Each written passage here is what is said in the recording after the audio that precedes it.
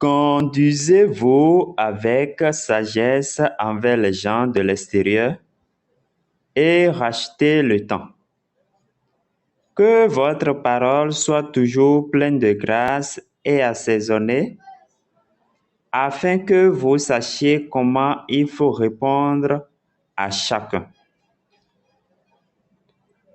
Parole de Dieu tirée de la lettre de Saint Paul apôtre aux Colossiens, chapitre 4, les versets 5 et 6.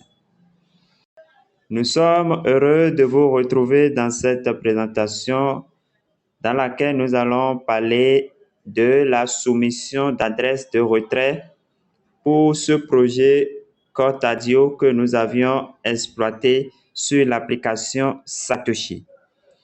Je disais dans mes précédentes vidéos que l'application Satoshi est une plaque tournante d'airdrop, beaucoup de projets qui vont passer par là.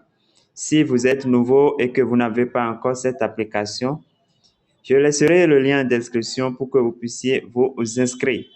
Voilà. Alors, ce lien également, je vais le laisser en description pour que vous puissiez voir les nouveaux, je parle des nouveaux, voir comment configurer le réseau Core dans votre portefeuille MetaMask. C'est très important parce que chaque fois, c'est cette adresse que nous soumettons pour les airdrops, pour les projets qui passent par l'application Satoshi. Alors, bonjour, chers amis, j'espère que vous allez bien. Sans plus tarder, nous irons rapidement sur les bonnes choses. Donc, je suis dans mon portefeuille Core. Dès que vous êtes dans le portefeuille, regardez le réseau ici. Si le réseau n'est pas sur Core, vous allez cliquer là, vous cliquez sur la petite flèche là pour sélectionner parmi les réseaux que vous avez ajoutés, vous allez sélectionner Core. Mais si c'est pas défaut sur Core, alors vous n'avez rien à faire. Donc, qu'est-ce que je voudrais dire? Vous devez avoir le réseau Core activé une fois que vous êtes dans votre portefeuille Core. Vous comprenez? Donc, vous cliquez simplement sur Core qui est là et vous allez descendre pour cliquer Recevoir. Recevoir, vous copiez votre adresse, c'est tout. Et vous revenez sur l'application Satoshi. Alors, une fois dans l'application Satoshi, vous allez venir cliquer sur Portefeuille. Vous cliquez sur Portefeuille et vous allez, si vous avez participé au projet CTO, vous verrez CTO ici. Vous verrez CTO ici. Donc, vous allez cliquer là. Voilà. Une fois que vous cliquez là, vous verrez lier une adresse de retrait. Voilà. Donc, vous allez cliquer sur ce bouton-là simplement et vous collez votre adresse de retrait et vous allez soumettre votre mot de latif. Mot de latif que vous avez, c'est-à-dire le mot de transaction. Il y a un mot de passe de transaction qu'on doit définir sur Satoshi.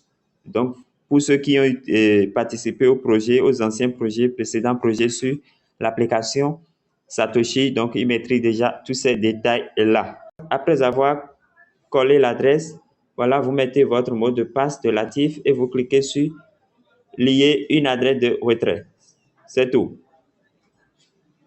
Voilà. Donc, quand vous soumettez l'adresse, quand vous mettez le mot de passe, on doit vous confirmer l'adresse. Donc, vous acceptez, vous cliquez sur OK.